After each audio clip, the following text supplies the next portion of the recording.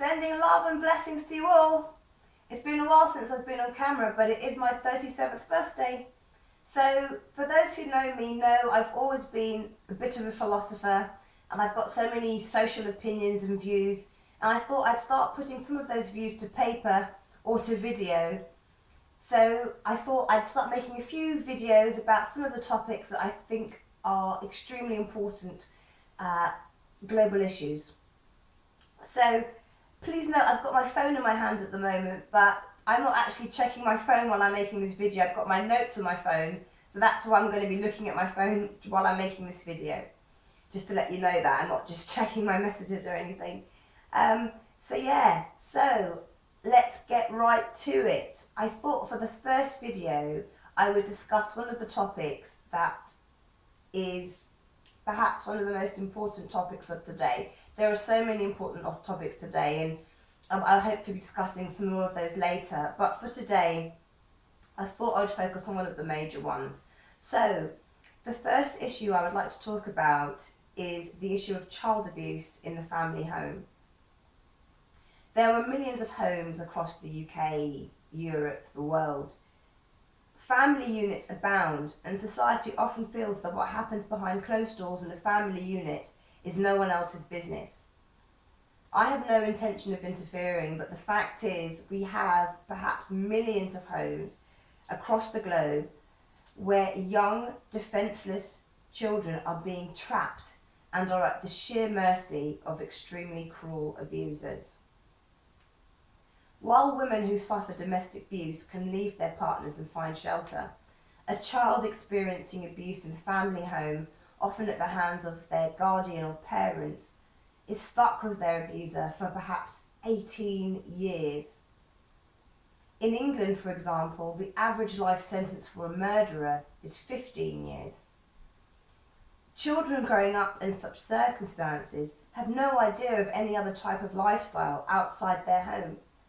The fact is that people are able to have children and not tell anybody about them, and they can keep those children completely off the radar. Thank heavens this problem does not affect most people. Most families are loving units, and many parents are not perfect, but they do at least what they can. A very tiny fractional minority, however, are in a completely different world, on a whole other level. Children are being damaged for life, and in many cases they are being nurtured into tomorrow's serial killers. A very similar silent Holocaust is also taking place in locations where animals are being kept for human consumption. Again, behind closed doors, there is no accountability, and while many people who look after animals are not cruel and abusive, again, there is a very small minority of people who are very different to mainstream society, and they are attracted to working in places where they can carry out their abuse.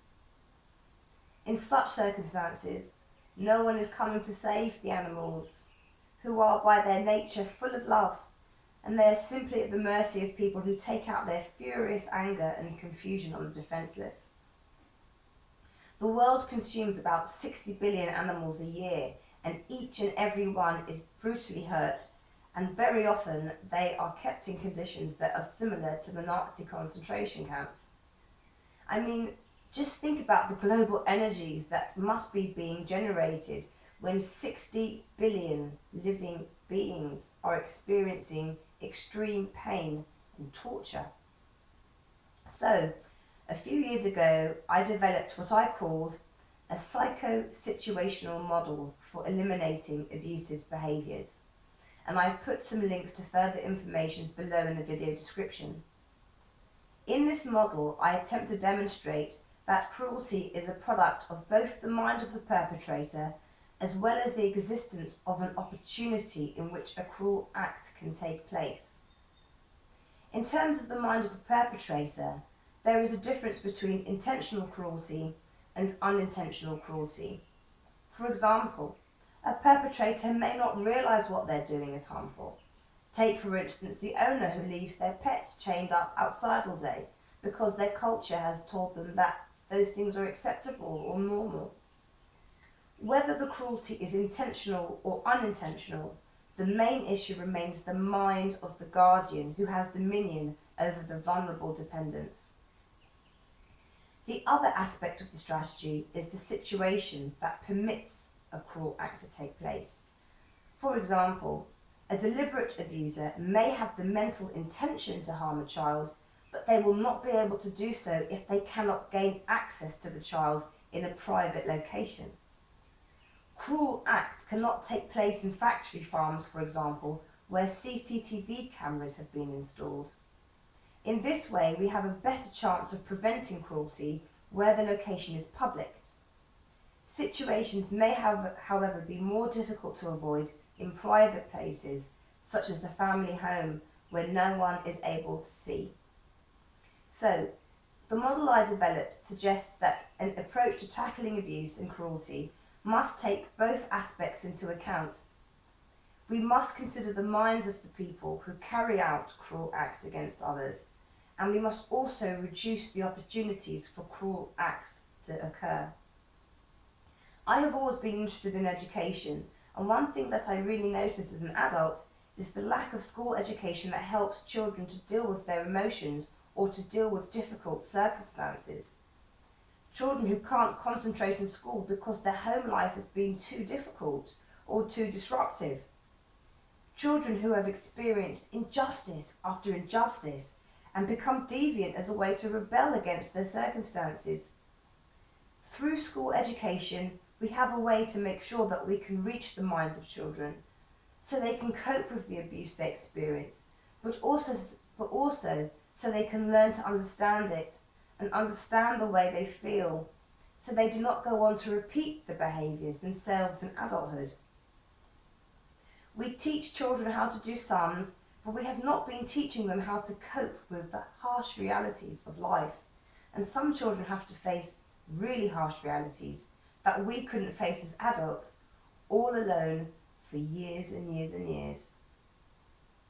These are the children who grow up to have children of their own, and then they abuse them for decades in the family home, just as they were abused, if not worse. Society is racing forwards at the moment. We have technology that blows our minds and capabilities that we never thought possible, but we still have so many old problems that have not been fixed yet. This is a call out to remind everybody that there are children and also animals who are suffering life sentences in conditions that are essentially torture and crimes against humanity right this very minute. The good news is that there is action that we can take as society. One thing that we can all do quite easily, and this might sound a little bit lateral, but I think it is effective, is being more understanding to everyone in general. It sounds easy, but when you raise the vibrations of one person, they are more likely to raise the vibrations of another, and then another throughout society. And this is actually how we can have quite a significant impact on those massive priorities without even having to do very much work at all. Modern commercial culture has made us very introspective, and when someone is angry or difficult, we can often see that as a personal insult that deserves some kind of retribution. But the fact is, most of those people never started out as bad. They became full of negative energy. It may have started when they were young or when their life became too difficult to cope with, but each experience has brought them to that point. A bit of understanding, a bit of subtle support, care and a few kind words can go a long way. Love energy remains a powerful force in all our hands. It may seem like only a few words exchanged in the multitude of personal interactions, but every word, every step in the right direction builds a platform upon which the next person can stand even higher. If someone has heard 100 put-downs, your one lift could be what motivates them to do something kind for another person. One thing that survivors of child abuse say is that if you suspect abuse is going on, report it. Don't ignore it. Survivors say that it is difficult for children to talk about these things, and they are likely to just let the abuse continue. We must step in as adults. We must become emotionally healthier as people and society. We must replace competition and the urge to dominate with the desire to see others succeed and be happy. Many people are not yet fully in touch with their past experiences and feelings. We must stamp out cruelty against the vulnerable, and watching this video may be a good step in the right direction. Sending love, peace and blessings to you all, people. Lots of love.